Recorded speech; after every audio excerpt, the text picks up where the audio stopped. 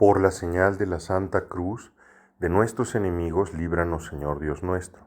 En el nombre del Padre, del Hijo y del Espíritu Santo. Amén. Señor mío y Dios mío, creo firmemente que estás aquí, que me ves, que me oyes. Te adoro con profunda reverencia. Te pido perdón de mis pecados y gracia para hacer con fruto este rato de oración. Madre mía Inmaculada, San José, mi Padre y Señor, Ángel de mi guarda, intercedan por mí. El día de hoy, Señor Jesús, nosotros estamos en el segundo domingo del tiempo ordinario. El domingo pasado celebrábamos la fiesta de tu nacimiento, la fiesta de tu bautismo, y ahora nos hallamos al día siguiente.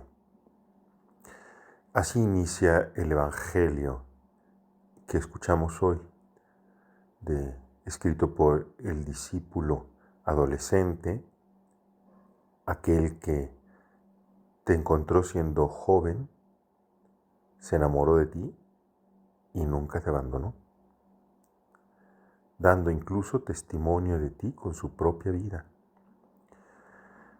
Juan nos narra también parte de lo que él directamente fue testigo, porque él, que evidentemente era un chico con tantas inquietudes espirituales, se había asociado al grupo de tu primo Juan el Bautista. Y él fue testigo, como los demás discípulos de Juan, de este momento que hoy nos narra. A este punto me gustaría recordar algo que parece banal y sin embargo no lo es, porque nos va a ayudar a entender lo que el Evangelio nos dice hoy.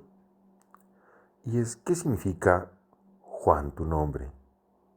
Que proviene de dos raíces hebreas y que significa básicamente el que descubre la ternura de Dios,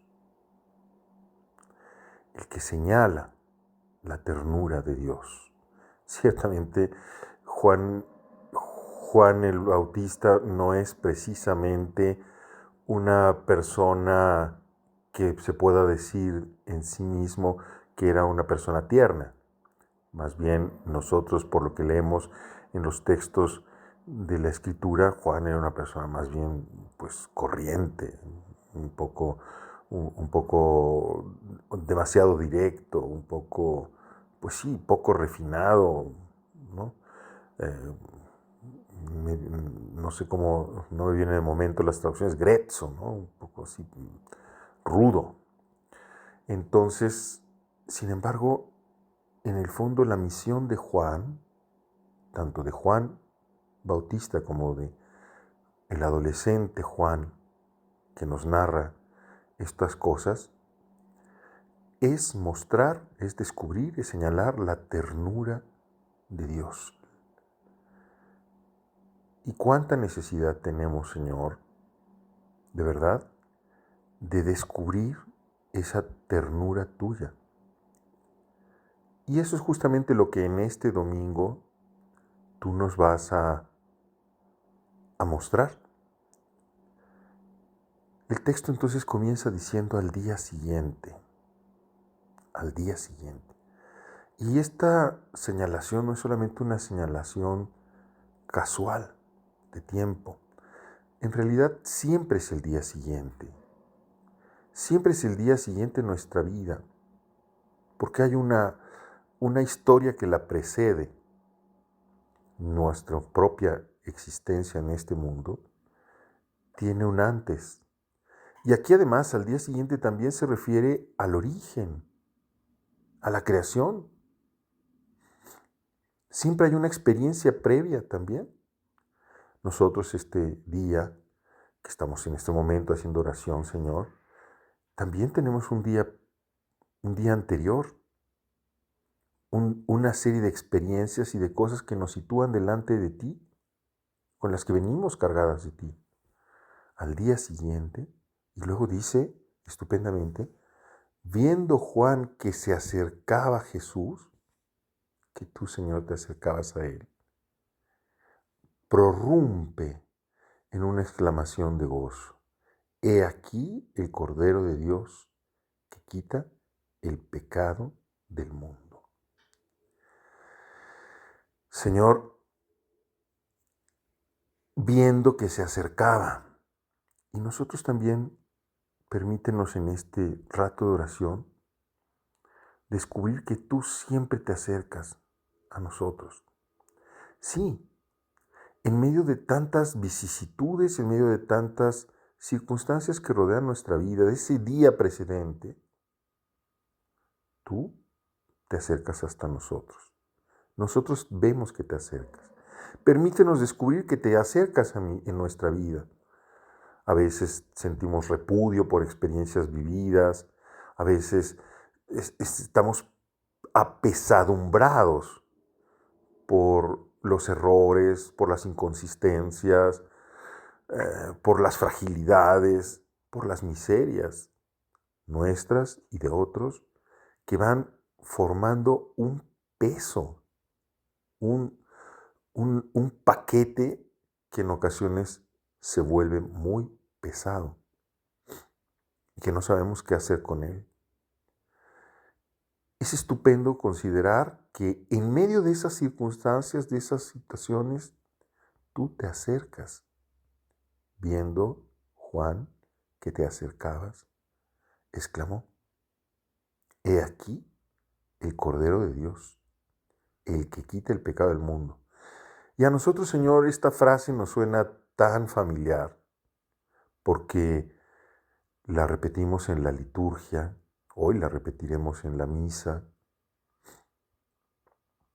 cuando el sacerdote muestra el pan consagrado, el pan que es tu sacramento, el sacramento de tu presencia en medio de nosotros, de ti mismo. He aquí el Cordero de Dios, el que quita el pecado del mundo. Y qué estupendo es reflexionar sobre este Cordero que quita el pecado del mundo y nos da la paz. El Cordero es una realidad que en los oyentes de Juan y también nosotros, que también para nosotros nos sitúa la liturgia, en la contemporaneidad de estos discípulos de Juan, de este Juan que nos está narrando estos hechos. La liturgia nos muestra esta verdad. He aquí al Cordero.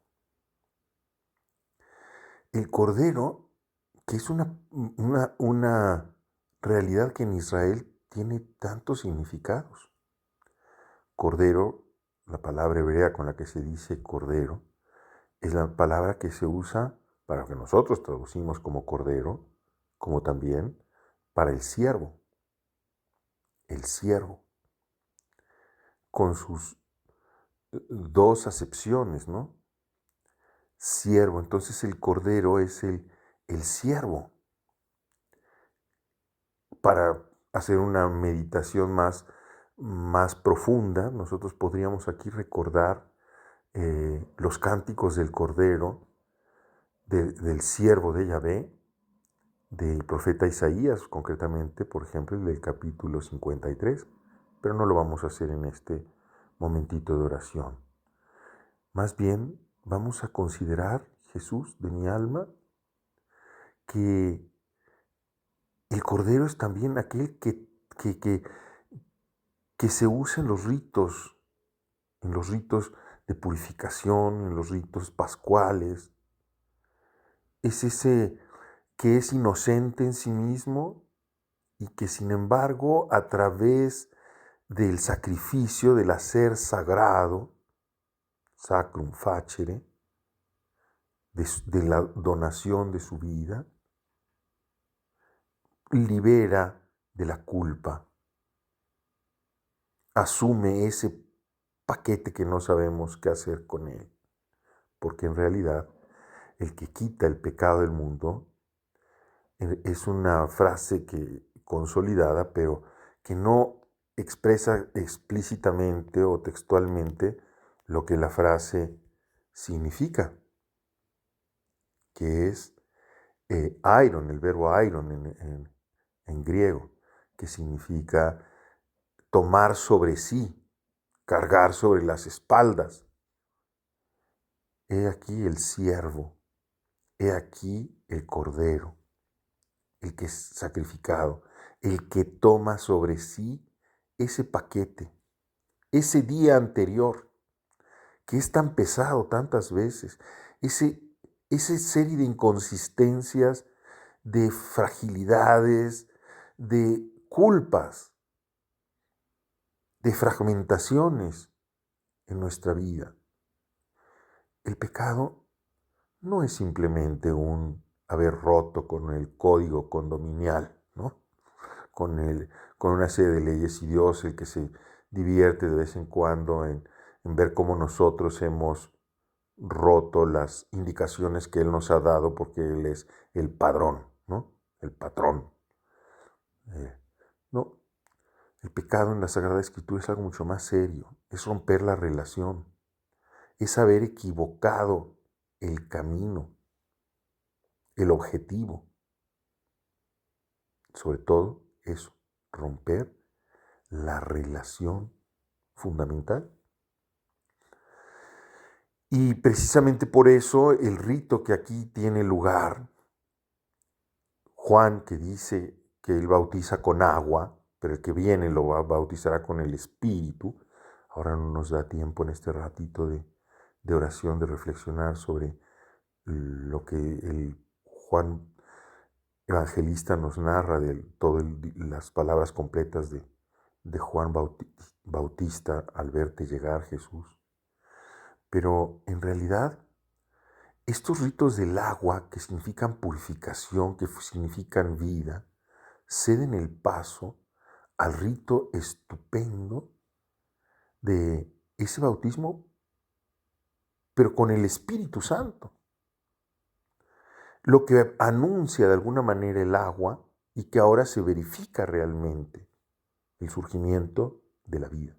La misión de Juan, bautizar con agua, llega a su término, que es dar, señalar el verdadero bautismo, el bautismo en el Espíritu, que es fruto justamente de ese sacrificio que Jesús, tú, Señor mío, cumples en la cruz. Es llevarnos a la inmersión total en tu cruz, Señor Jesús. Por eso, justamente cuando el sacerdote muestra la hostia consagrada, dice aquí, he aquí el Cordero de Dios, el que toma sobre sí todo lo que nos apesadumbra, toda esa ruptura de relación con Dios que solamente puede ser restituida justamente en aquel que es la relación subsistente del amor entre el Padre y el Hijo, porque finalmente el objetivo de nuestra vida siempre es servir, es amar. Si no, ¿para qué cosa sirves? Quizás por la crítica liberal, nosotros tenemos un mal concepto del siervo, ¿no? Alguien que es dominado, y siempre queremos liberarnos de eso, pero en realidad esa es nuestra vocación, ser siervos, ser servidores, amar. Y solo podemos ser siervos, amar, cuando somos siervos tuyos, Señor. Cuando vivimos en el amor, en la relación contigo, que eres el primero que justamente nos amó, el que estaba antes. Cuando nosotros descubrimos que en medio de las vicisitudes de nuestra vida, tú estabas antes, tú estabas allí, y tú nos vas conduciendo hacia esa plena inmersión en tu cruz, en el amor, hemos descubierto la ternura y somos liberados de la culpa. Santa María, Madre del Amor Hermoso, muéstranos este camino y ayúdanos a vivirlo. Te doy gracias, Dios mío, por los buenos propósitos, afectos e inspiraciones que me has comunicado en esta meditación. Te pido ayuda para ponerlos por obra. Madre mía Inmaculada, San José, mi Padre y Señor, Ángel de mi guarda, intercedan por mí.